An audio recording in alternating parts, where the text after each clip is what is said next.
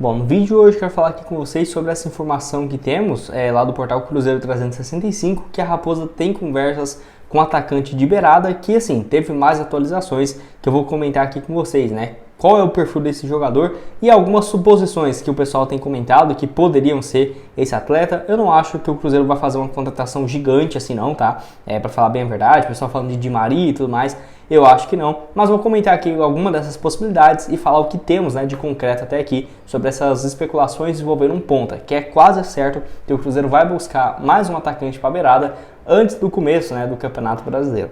Só antes de começarmos, aproveite aqui para deixar seu like, também se inscrever no nosso canal. Eu me chamo Gustavo, esse aqui é o canal Cruzeiro News. Conto aí com a ajuda de vocês para chegarmos a essa meta de 42 mil inscritos, tá bem perto realmente, menos de 30 inscritos aqui no canal. Certamente se você puder deixar seu like, se inscrever, nos ajuda bastante a chegar aqui a essa meta.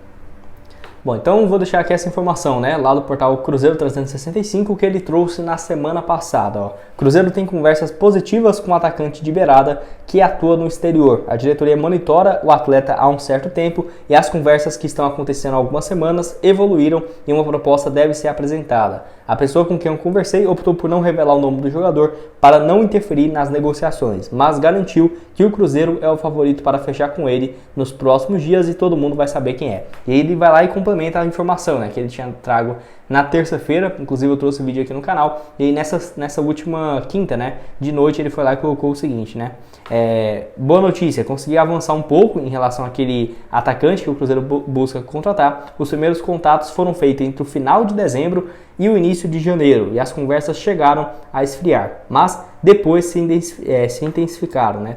Trata-se de um ponta muito provavelmente sul-americano, com aproximadamente 10 anos ou mais de experiência no futebol europeu e com passagens por seleção. Jogador diferenciado que facilmente seria titular em qualquer time do país, né? Então olha que informação irrelevante.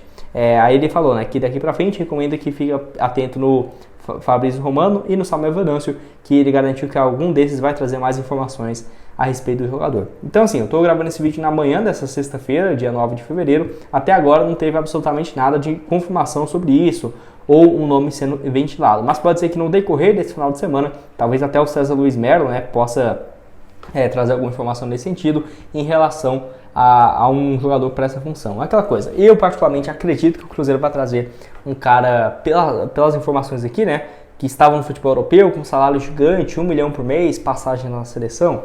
Olha, eu acho pouco provável, até porque se o cara já tem 10 anos de futebol europeu, a tendência é que ele possa até ter ali 34, 33 anos, não tem sido o perfil de contratação do Cruzeiro. Mas pode ser um atleta talvez de 30 anos, 31 anos de idade, enfim, é muito difícil saber. Até tentei aqui dar uma pesquisada, um nome ou outro, mas até confesso aqui para vocês, desses nomes que eu vou falar, eu acharia sensacional se chegasse no Cruzeiro. Tem sim o perfil dessa informação, mas eu acho muito pouco provável por conta da questão financeira. O Cruzeiro ainda está longe de ser um time que vai oferecer salário gigante ou ser extremamente atrativo, né, para um cara que está voltando ao futebol brasileiro, por não estar na Libertadores, por não ainda ter a chance de brigar pelos principais títulos. Quem sabe um convencimento aí com o Ronaldo ou, por exemplo, um desejo muito grande, né, desse atleta em voltar para o exterior e fazer parte desse trabalho, porque dependendo, quem sabe o ano que vem o Cruzeiro já não esteja, né, de volta na Libertadores. Só antes de dar uma sequência aqui no nosso vídeo, tem um recado para vocês da Oler Players, Caixa Apostas Esportivas, que preparou ótimas cotações para esse duelo, né, do Cruzeiro contra o América na próxima semana, que você pode começar a apostar vindo por esse meu link aqui embaixo no primeiro comentário fixado. Lembrando que por lá tem várias opções, tá, para você começar nesse final de semana de jogos do futebol brasileiro, nos estaduais espalhados pelo Brasil, jogos também em relação ao futebol europeu, né, que tem futebol alemão, futebol inglês, italiano, várias partidas para vocês. E nessa semana então tem no Cruzeiro e América nesse clássico, uma vitória do Cruzeiro pagando mais de 1,60 a cada real apostado. Lembrando que essas cotações podem variar. O link vai estar aqui embaixo então no primeiro comentário fixado, clica lá e comece hoje mesmo.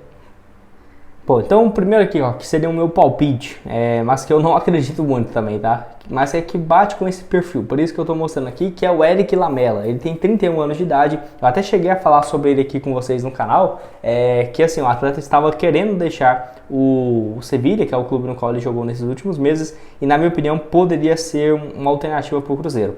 Ele assim, tem contrato com a equipe do Sevilha somente até o meio desse ano, ou seja, até junho, julho, quando se encerra a temporada do futebol europeu, e aí poderia ser uma alternativa aí para os times da América do Sul, né? Eu vou deixar aqui para vocês, tem 31 anos de idade, já passou em vários jogos pela seleção argentina, já foi convocado mais de, eu vi aqui, 17 vezes, então um cara aí muito conhecido realmente do futebol argentino. Jogou esses últimos anos pelo Sevilla com números parecidos, né? Ele pode jogar de ponta direita e ponta esquerda, ele é bem jovem, tem 31 anos de idade. Pelo Sevilla no ano passado, 9 gols e uma assistência em 49 jogos. Nessa atual temporada, só 14 partidas, 2 gols e uma assistência. Deu para ver a queda, né, que ele teve de jogos nessa atual temporada. Jogou muito tempo no Tottenham, que eu particularmente só lembro dele no Tottenham, que foi quando eu comecei a acompanhar futebol, né, 2013 ali, que aí no Tottenham ele teve bons desempenho. Por exemplo, 2015 e 2016, 11 gols e 9 assistências. A última temporada dele foi em 2020-21, 35 jogos, 4 gols e uma assistência. Até que, apesar dos números baixos de gols, né, por temporada, 6, 7, 4 gols por ano, ele sempre teve um papel ali como um 12º jogador do Tottenham, que logo depois, né, quando começou a ter um time mais forte, ele acabou perdendo um pouco de espaço. Mas mesmo assim, né, o cara jogou quase 300 jogos no Tottenham, na Premier League e tudo mais, certamente pouca coisa ele não é, né? E aí nesses últimos anos pelo Sevilla. A grande questão que eu vejo é o seguinte, eu acho que o Eric Lamela tem muito espaço ainda no futebol europeu, por isso eu não acho que ele tem interesse de voltar no futebol brasileiro, tá? Porque deve ter espaço ainda na Inglaterra, que ele é muito conhecido, um time da primeira divisão, o Luton Town, por exemplo, aceitaria esse cara na hora, né? Ou, por exemplo, algum time do próprio futebol espanhol, no qual ele tem dupla nacionalidade, né? Ele é argentino e espanhol também, Itália, onde ele foi bem pela Roma. Na Roma ele jogou aí um pouco mais de 67 partidas, 21 gols, né? Então foi bem pela Roma entre 2011 a 2014. Vale lembrar que ele é revelado na base do River Plate. Pelo River também chegou a marcar 8 gols, né, nesse período, em um pouco mais de 55 jogos. Seria minha primeira opção aí, né? Um cara que eu acho muito bom, tem algumas características. Pode deixar a sua opinião aqui embaixo nos comentários. Bom, outra opção aqui que também vem à mente, né, obviamente, é o Alex Sanches, né? Ele que, no caso, jogou aí muito tempo no futebol italiano, é um cara que é chileno, né? Então, uma opção sul-americana. O Alex Sanches, que eu acabei esquecendo aqui de pegar os números, mas bora pegar aqui, ó. Ele que estava por último então no Olympique de Marseille, teve boas temporadas, viu, no Olympique, até foi especulado no Palmeiras, no Flamengo, mas aí ele se mudou para Inter de Milão novamente no futebol italiano.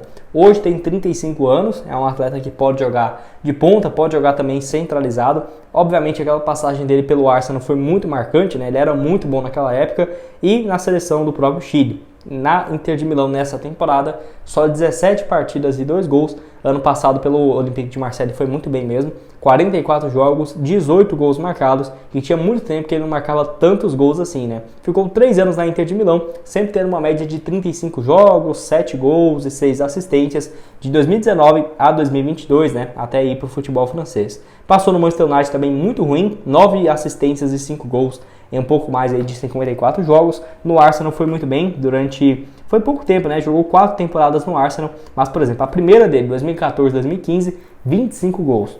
Foi campeão, inclusive, da Copa América do Chile 2 anos seguidos.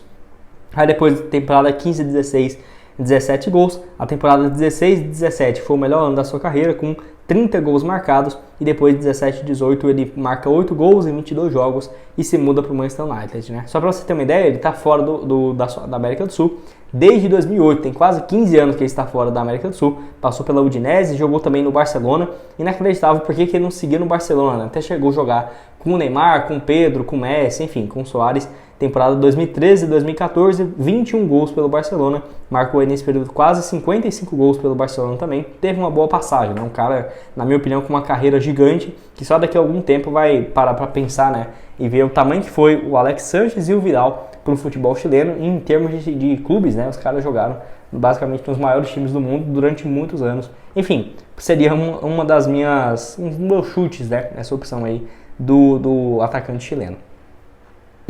Bom, e para terminar aqui com vocês, não é sobre esse atleta, né? Eu quero falar aqui de um ponta que está no mercado. O César Luiz Melo trouxe a informação de que o Álvaro Barreal, que no caso tinha especulações do Boca Juniors, não vai ir para a equipe. E a tendência é que vários times do Brasil sigam fazendo uma proposta concreta pelo jogador. Traduzindo aqui do espanhol, né? Seria basicamente isso que o César Luiz Melo trouxe. Ele pode jogar de lateral esquerdo ou ponta esquerda, mas a função que ele fez basicamente foi de ponta esquerda pelo Cincinnati. Lembrando que ele é revelado pelo Vélez no futebol argentino, não foi muito bem pelo Vélez e foi para o futebol da MLS, né?